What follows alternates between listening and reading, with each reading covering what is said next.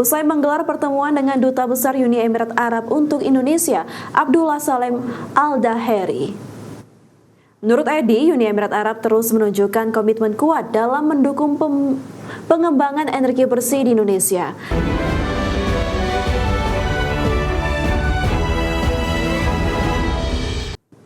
Pemerintah Indonesia dan Uni Emirat Arab akan memperluas kerjasama di bidang energi, khususnya di sektor energi baru terbarukan. Hal tersebut disampaikan Wakil Ketua MPR RI, Edi Suparno, usai menggelar pertemuan dengan Duta Besar Uni Emirat Arab untuk Indonesia, Abdullah Salem Al-Daheri.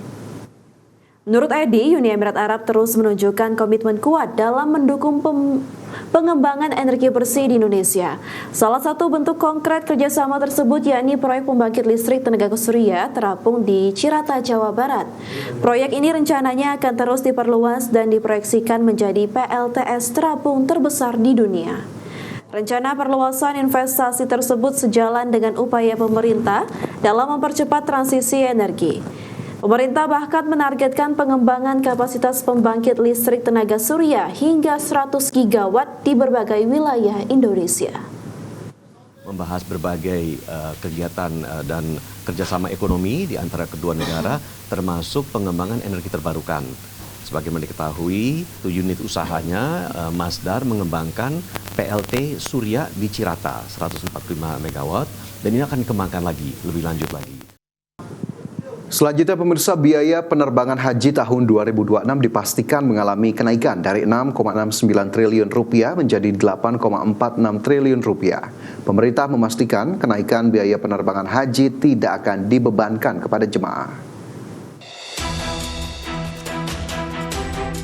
Akibat kenaikan harga aftur dan fluktuasi nilai tukar, biaya penerbangan haji tahun 2026 dipastikan mengalami kenaikan. Dari 6,69 triliun rupiah menjadi 8,46 triliun rupiah atau meningkat 1,77 triliun rupiah. Meski demikian, pemerintah memastikan kenaikan biaya penerbangan haji ini tidak akan dibebankan kepada jemaah.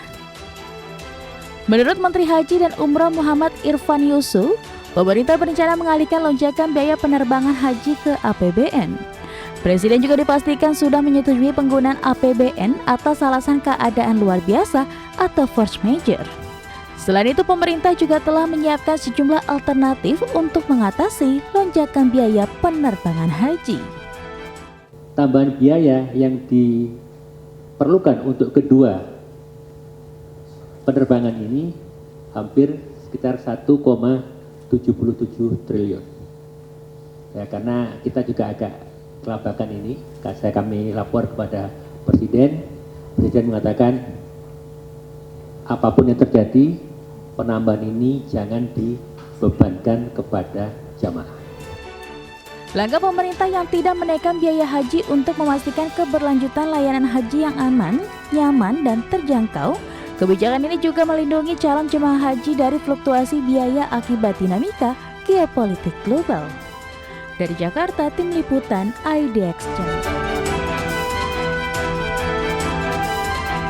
Di tengah perang Timur Tengah, maskapai Garuda Indonesia memastikan kesiapan penuh menghadapi musim haji 1447 Hijriah atau 2026 Masehi dengan menyiapkan 15 pesawat berbadan lebar untuk melayani keberangkatan jemaah dari 10 embarkasi di seluruh Indonesia. Meski ada peningkatan geopolitik di Timur Tengah, diharapkan perjalanan ibadah haji berjalan aman dan lancar.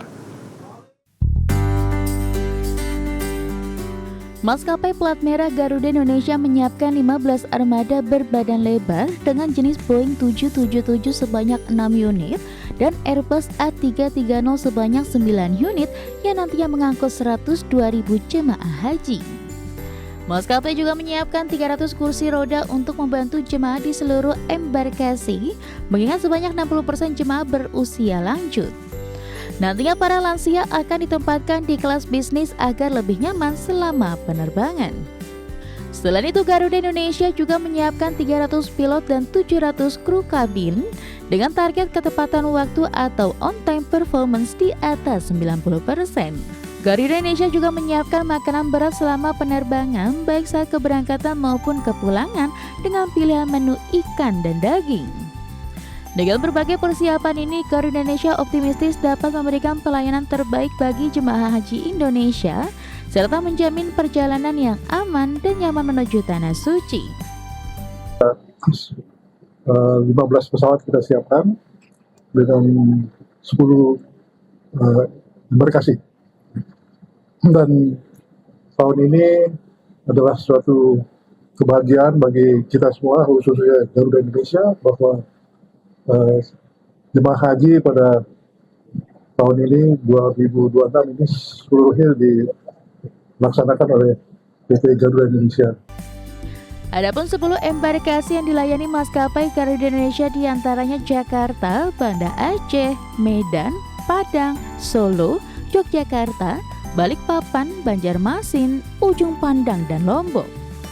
Dari Tangerang Selatan, Hasnegara, IDX Channel.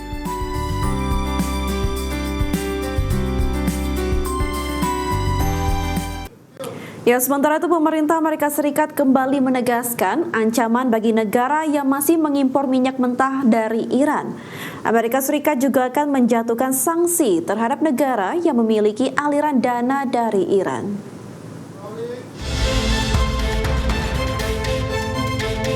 Amerika Serikat memperingatkan negara-negara yang masih mengimpor minyak mentah dari Iran akan menghadapi sanksi tambahan. Ancaman tersebut muncul seiring pengetatan tekanan terhadap Iran di tengah konflik antara Amerika Serikat dan Iran yang masih berlangsung. Menteri Keuangan Amerika Serikat Scott Bessent menyatakan, Amerika Serikat juga siap menjatuhkan sanksi tambahan terhadap negara yang masih mengimpor minyak dari Iran atau menyimpan pendanaan dari Iran di sistem perbankannya. Amerika Serikat meyakini langkah ini akan berdampak besar, khususnya terhadap China yang selama ini menjadi pembeli utama minyak dari Iran. China was purchasing more than 90% of their oil, which is about 8% of China's energy needs.